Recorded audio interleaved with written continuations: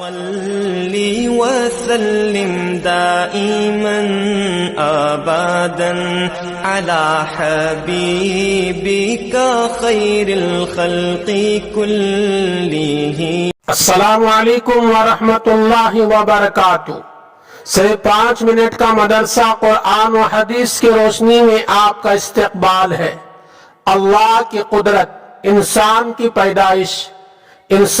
پیدائش میں اللہ تعالیٰ کی ایک بڑی قدرت یہ ہے، اس نے ایسی جگہ بنائی جہاں نہ تو ہوا کا انتظام ہے نہ روشنی کا۔ اس کے باوجود اللہ تعالیٰ تین اندھیریوں میں بچے کو پالتا ہے۔ اس کے آنکھوں کو بناتا ہے، اس کے کانوں کو بناتا ہے، کانوں کے پردوں کو بناتا ہے، اس کے ننھے ہاتھوں کو بناتا ہے، ہاتھوں کی لکیروں کو بناتا ہے، ناخنوں کو بناتا ہے، غرضے کے ہر چیز کو بناتا ہے، اور پھر اسی اندھیرے میں اس کی شکل و صورت بھی بناتا ہے۔ اللہ تعالیٰ قرآن مجید میں ارشاد فرماتے ہیں سورہ آل عمران آیت نمبر 6 میں، اللہ کی ذات وہ ہے جو رحم یعنی پیٹ میں تمہاری صورت و شکل کو بناتا ہے۔ اللہ کی قدرت دیکھیے، اتنی چھوٹی جگہ میں اللہ تعالیٰ کیسے نقش و نگار کے ساتھ انسان کی پیدائش کرتا ہے۔ ایک فرض کے بارے میں، بیماری یا سفر کے حالت کے روزے، قرآن مجید میں اللہ تعالیٰ ارشاد فرماتے ہیں جو شخص بیمار ہو یا سفر میں ہو، دوسرے دنوں میں شمار کر کے اس میں روزہ رکھنا واجب ہے۔ سورہ بقرہ آیت نمبر 185۔ رمضان میں اگر کوئی آدمی بیمار ہو جائے، روزہ رکھنے کی طاقت نہ ہو یا سفر میں ہو، روزہ نہ رکھا تو بعد میں اس کی قضا واجب ہے۔ اگر قضا نہیں رکھا تو آدمی گنہگار ہوتا ہے۔ ایک سنت کے بارے میں، وتر میں کون سی سورت پڑھنا مسنون ہے؟ رسول اللہ صلی اللہ علیہ وسلم وتر کی نماز میں پہلی رکعت میں سبح اسم ربک الاعلی، دوسری رکعت میں قل یا ایھا الکافرون، تیسری رکعت میں قل ھو اللہ احد پڑھتے تھے۔ نسائی حدیث نمبر 1738۔ ہمیں بھی چاہیے وتر کی 3 رکعتوں میں ان 3 سورتوں کا پڑھنے کا اہتمام کرے۔ ایک اہم عمل کی فضیلت، یتیم کی کفالت پر جنت۔ رسول اللہ صلی اللہ علیہ وسلم نے ارشاد فرمایا جو شخص کسی مسلمان یتیم بچے کے کھانے پینے کا خرچ برداشت کرے گا، اللہ تعالیٰ اسے جنت میں یقیناً داخل کریں گے، سوائے اس کے کہ اس نے کوئی ایسا گناہ کیا ہو جس پر مغفرت نہ کی جائے۔ ترمذی حدیث نمبر 1917۔ پتہ چلا یتیم کی کفالت کرنا جنت کا حقدار بننے کا ذریعہ ہے، اس لیے یتیم کو معمولی نہ سمجھو، اس کو عزت کے نگاہ سے دیکھو۔ ایک گناہ کے بارے میں، غیبت کرنے کا عذاب۔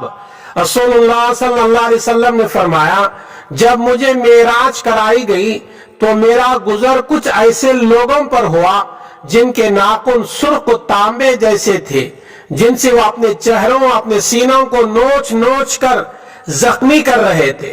میں نے حضرت جبرائیل علیہ السلام سے پوچھا یہ کون لوگ ہیں جو ایسے سخت عذاب میں مبتلا ہے؟ جبرائیل علیہ السلام نے بتایا یہ وہ لوگ ہیں جو زندگی میں لوگوں کے گوشت کھایا کرتے تھے، یعنی غیبت کیا کرتے تھے، ان کی عزت سے کھیلتے تھے۔ ابو داؤد حدیث نمبر 4878۔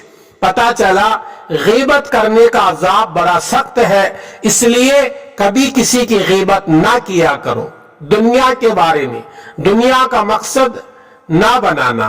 رسول اللہ صلی اللہ علیہ وسلم نے ارشاد فرمایا جو آدمی کا مقصد دنیا کمانا ہو، وہ اسی کے لیے سفر کرتا ہو، اسی کے خیال دل میں رہتا ہو، تو اللہ تعالیٰ غریبی اور بھوک کا ڈر اس کے آنکھوں کے سامنے کر دیتے ہیں، ہر وقت اس سے ڈرتا ہے۔ آمدنی تو بہت کم ہے، کیا ہوگا، کیسے گزارا ہوگا، اس کے اوقات کو اسی فکر میں پریشان کر دیتے ہیں، اسے ملتا اتنا ہی ہے جتنا مقدر میں ہے۔ اس لیے صرف دنیا کو مقصد نہ بنانا چاہیے، دنیا اتنے ہی ملے گی جتنے تمہاری مقدر میں ہے۔ ترغیب و ترہیب، حدیث نمبر 2463، آخرت کے بارے میں، قیامت کا ہولناک منظر۔ قرآن مجید میں اللہ تعالیٰ ارشاد فرماتے ہیں، اے لوگوں اپنے رب سے ڈرو، بے شک قیامت کا زلزلہ بڑی ہی ہولناک چیز ہے۔